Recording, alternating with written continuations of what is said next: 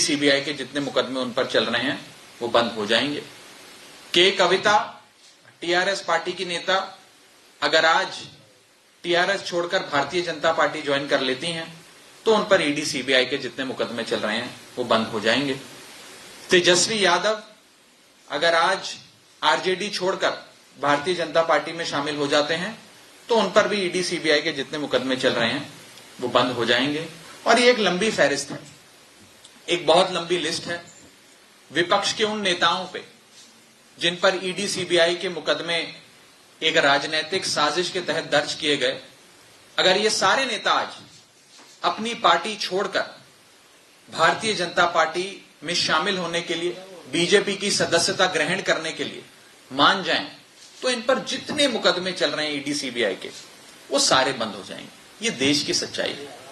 मैं आपको ये बताना चाहूंगा कि कितने ऐसे नेता हैं, इसकी भी बड़ी लंबी लिस्ट है, जो जब अपनी अपनी पॉलिटिकल पार्टीज में थे, गैर भाजपा राजनीतिक दल का हिस्सा थे, तो उन पर भ्रष्टाचार के आरोप लगे, गंभीर आरोप लगे, सीबीआई ने मुकदमे दर्ज कर दिए और जैसे ही उन्होंने अपनी पार्टी छोड़कर ईडी ज्वाइन कर ली, बीजेपी ज्वाइन कर ली, ईडी और सीबीआई के तमाम मुकदमे उन पर जो चल रहे थे वो बंद हो गए।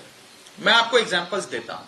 हेमंत बिस्व शर्मा, जिन्हें नॉर्थ ईस्ट का अमित शाह कहा जाता है, बड़े राजनीतिक रणनीतिकार माने जाते हैं, इन पर गंभीर आरोप लगे थे भ्रष्टाचार के। एजेंसियों ने जांच शुरू कर दी। इन्होंने कांग्रेस पार्टी छोड़कर बीजेपी ज्वाइन कर ली, सारी जांचें बंद हो गई। शुभेंदु अधिकारी बंगाल में हुए कथाकथित शारदा चिटफंड घोटाले के प्राइम अक्यूज कहे जाते थे, मुख्य अभियुक्त कहे जाते थे। उन्होंने ममता बनर्जी की पार्टी छोड़ दी, तृणमूल कांग्रेस का दामन छोड़कर बीजेपी का दामन थाम लिया, सारी जांचें उनके खिलाफ बंद हो गई। Z+ सिक्योरिटी अलग से उन्हें रिटर्न गिफ्ट के तौर पे बीजेपी ने दे दी। नारायण राणे महाराष्ट्र के दिग्गज नेता हुआ करते थे, बड़े बड़े पदों पे रहे, बड़े मंत्री के तौर पे भी रहे, उन पर भ्रष्टाचार के कई मुकदमे दर्ज हुए। सीबीआई, ईडी, तमाम एजेंसियों ने जांच शुरू कर दी। उन्होंने अपनी पार्टी छोड़कर भारतीय जनता पार्टी ज्वाइन कर ली, उन पर तमाम मुकदमे जो चल रहे थे वो सारे बंद हो गए। और ये एक लंबी लिस्ट है, ये लिस्ट खत्म नहीं होती है। मुकुल रॉय बंगाल के नेता थे, ममता बनर्जी की पार्टी में थे, उन्होंने तृणमूल कांग्रेस छोड़कर भारतीय जनता पार्टी ज्वाइन कर ली, उन पर तमाम मुकदमे जो चल रहे थे वो बंद हो गए। इसी तरह अगर आज मनीष सिसोदिया जी, सत्येंद्र जैन जी, तेजस्वी यादव, संजय राउत, फारूक अब्दुल्ला, के कविता, ये तमाम नेता अगर अपनी अपनी पार्टियां छोड़कर भारतीय जनता पार्टी में शामिल हो जाते हैं तो इन पर जितने मुकदमे चल रहे हैं, इनकम टैक्स के हों, पुलिस के हों, सीबीआई के हों, ईडी के हों, वो तमाम मुकदमे बंद हो जाएंगे। भारतीय जनता पार्टी एक ऐसी वॉशिंग मशीन है जो बिना डिटर्जेंट पाउडर के ही दमदार सफाई देती है। एक तरफ से कथाकथित भ्रष्टाचारी डालो और दूसरी तरफ से क्लीन चिट निकलती है। यह बीजेपी आज एक वॉशिंग मशीन बन गई है। एक तरफ मनीष सिसोदिया जी का उदाहरण है, जिन पर अगस्त 2022 में सीबीआई, ईडी ने मुकदमे दर्ज करे। अगस्त 2022 से लेकर आज मार्च 2023 तक मनीष सिसोदिया जी के घर पर रेड करी,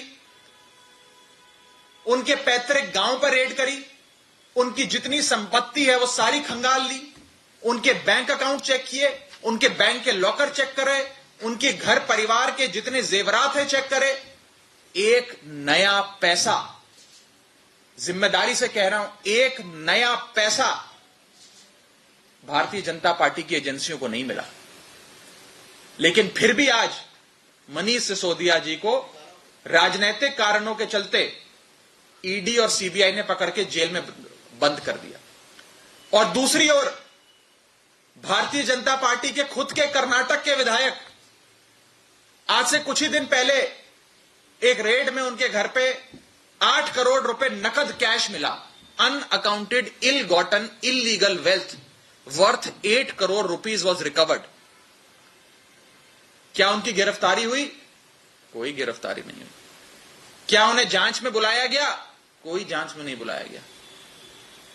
और कोर्ट से इन एजेंसियों ने अपने ही बीजेपी के एमएलए को बेल तक दिलवा दी, एंटीसिपेटरी बेल दिलवा दी।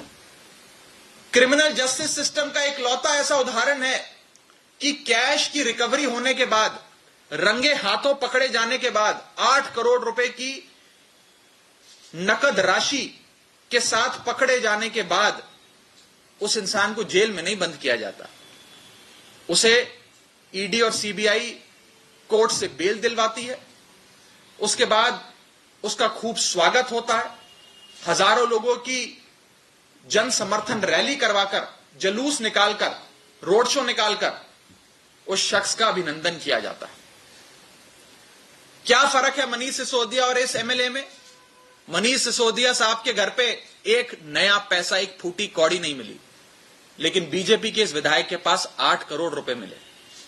लेकिन आज मनीष सिसोदिया जेल में है, बीजेपी का यह विधायक कर्नाटक का जेल में नहीं है। बस मनीष सिसोदिया का एक ही अपराध है कि मनीष सिसोदिया ने अरविंद केजरीवाल और आम आदमी पार्टी का दामन थाम के 18 लाख बच्चों की जिंदगी बदलने का काम किया। और बीजेपी ने जब जब कहा हमारी पार्टी में शामिल हो जाओ, मनीष सिसोदिया ने कहा मैं जहर खाना पसंद करूंगा, लेकिन भारतीय जनता पार्टी में शामिल होना पसंद नहीं करूंगा। यह अपराध है मनीष सिसोदिया। मैं आपको बताना चाहूंगा सीबीआई की कार्यशैली। सीबीआई ने पिछले 8 सालों में 2014 से लेकर 2022 अंत तक जितने मुकदमे दर्ज करे, उसमें से 95% मुकदमे विपक्षी दल और विपक्षी दल के नेताओं पे दर्ज करे। 95% of the corruption cases, alleged corruption cases registered by the Central Bureau of Investigation since 2014 to 2022 have been cases against members of non-BJP political parties, members of the opposition. मैं आपको बताना चाहूंगा पार्टी वाइज ब्रेकअप कि कितने मुकदमे CBI ने कौन सी party के नेताओं के खिलाफ करे हुए हैं। तृणमूल कांग्रेस के 30 नेताओं के ऊपर, 30 लीडर्स के ऊपर सीबीआई ने मुकदमे दर्ज किए हैं। Congress party, Indian national Congress के 26 नेताओं के खिलाफ सीबीआई ने मुकदमे दर्ज करे हुए हैं। आरजेडी, बिहार की पार्टी है, आरजेडी के खिलाफ 10 मुकदमे दर्ज किए हैं। बीजू जनता दल, उड़ीसा की पार्टी, नवीन पटनायक साहब की पार्टी, बीजू जनता दल के 10 नेताओं के खिलाफ मुकदमे दर्ज किए हुए हैं।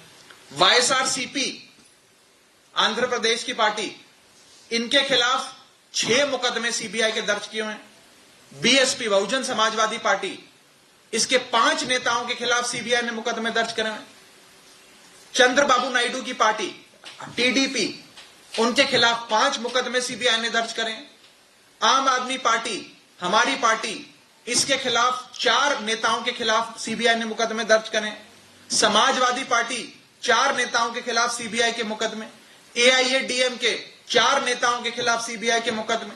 सीपीएम, वामपंथी सीपीएम के खिलाफ 4 नेताओं के खिलाफ सीबीआई ने मुकदमे दर्ज करे हुए। एनसीपी, 3 नेताओं के खिलाफ सीबीआई के मुकदमे दर्ज करे हुए। एनसी, नेशनल कॉन्फ्रेंस, 2 नेताओं के खिलाफ सीबीआई के मुकदमे। डीएमके, 2 नेताओं के खिलाफ सीबीआई के मुकदमे।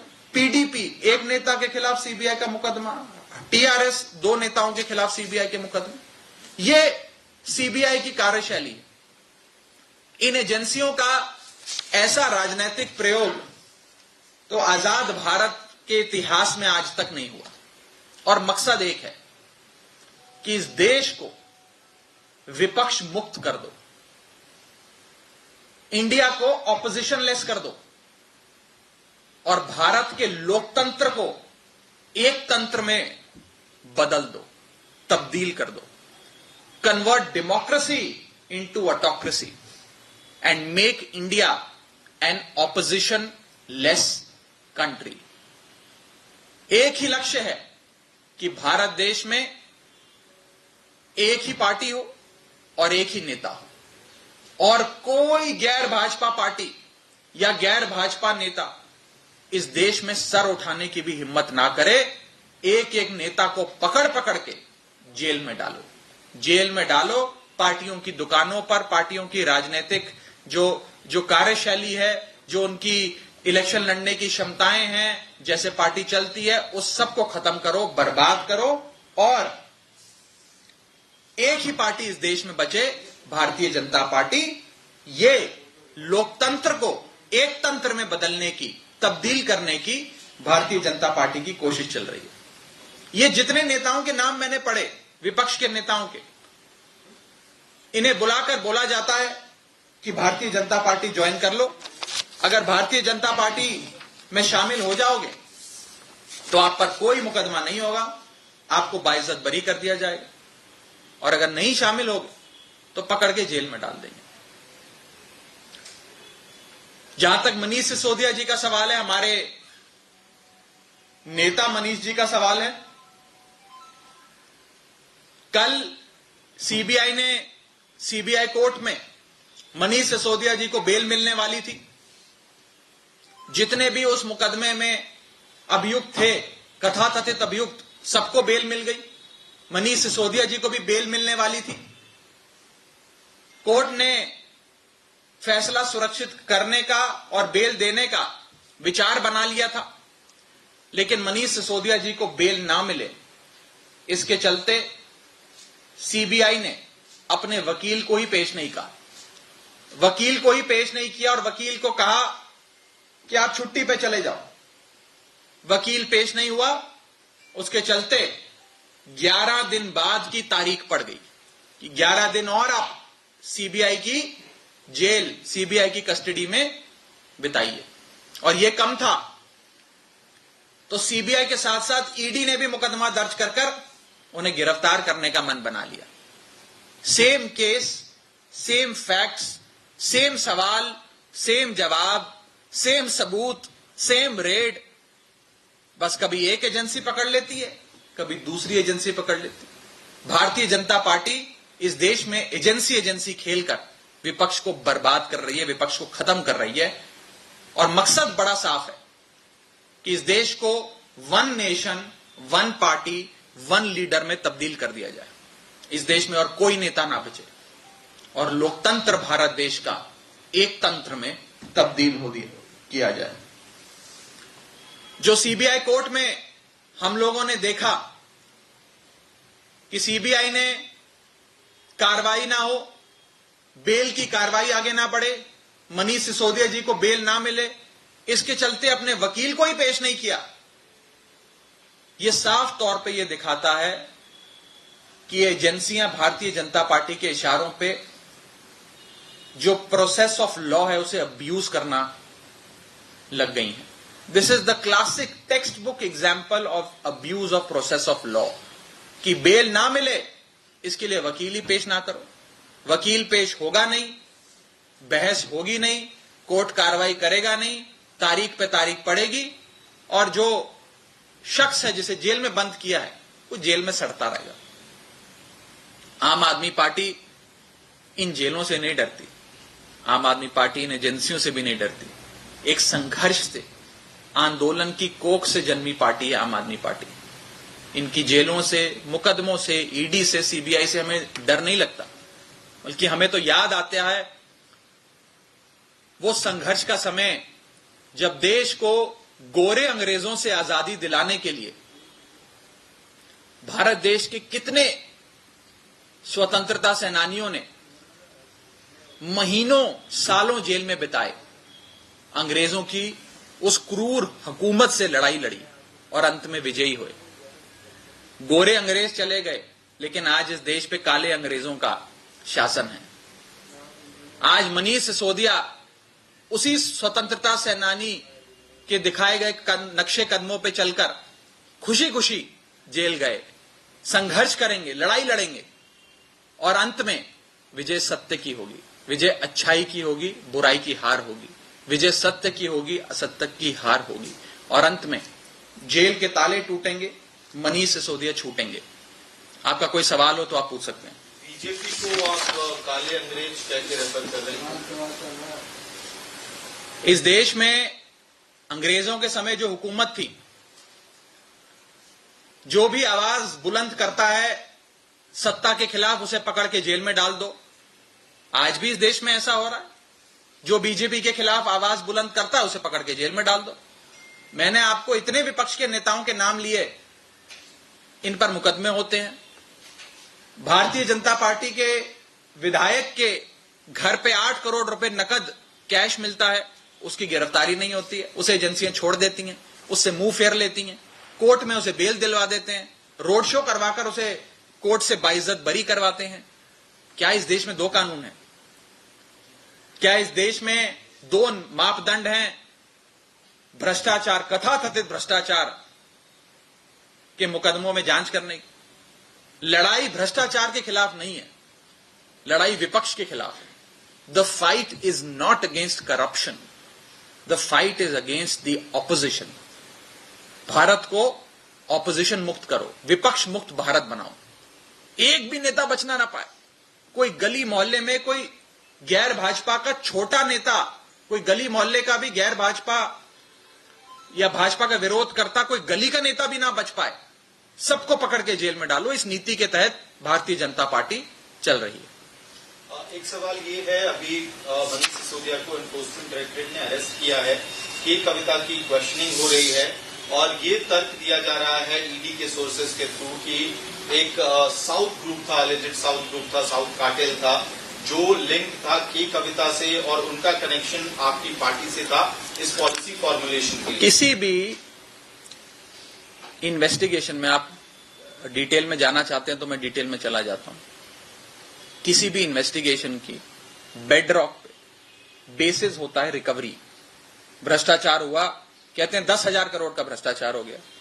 अब कहां है वो 10,000 करोड़? 10,000 करोड़ इंसान कहीं रखता है, कहीं सोना खरीदता, कोई जेवरात खरीदता, कोई गाड़ी खरीदता, कोई जमीन खरीदता। कहां गए वो 10,000 करोड़ रुपए? और वो कौन सा 10,000 करोड़ का घोटालेबाज शख्स है जो सुबह 6 बजे स्कूल की इमारतें देखने निकलता है कि दिल्ली के स्कूल की इमारतें ठीक कराऊंगा, मैं डेस्क लगवाऊंगा, क्लासरूम में बोर्ड लगवाऊंगा, पेन पेंसिल चौक डस्टर किताबों का अरेंजमेंट कर कर बच्चों को दूंगा, स्कूल्स को दुरुस्त करूंगा। अरे कौन सा भ्रष्टाचारी ऐसा काम करता है? कहां है पैसा? Where is the money? और मैं साफ तौर पे कहना चाहता हूं भारतीय जनता पार्टी से कि ये पॉलिसी जिसका आप बार बार हवाला देकर एक नैरेटिव बनाने का प्रयास कर रहे हैं, ये पॉलिसी तो आपके उपराज्यपाल ने बनाई, आपके उपराज्यपाल ने लागू करवाई, आपके उपराज्यपाल ने उसमें संशोधन करा कराकर उसे अंतिम रूप दिया, उसे लागू करवाया। उपराज्यपाल को तो आप नहीं बुलाते। उपराज्यपाल को भी पकड़ के उसी ईडी की जेल में डालो जहां मनीष सिसोदिया को डाला है।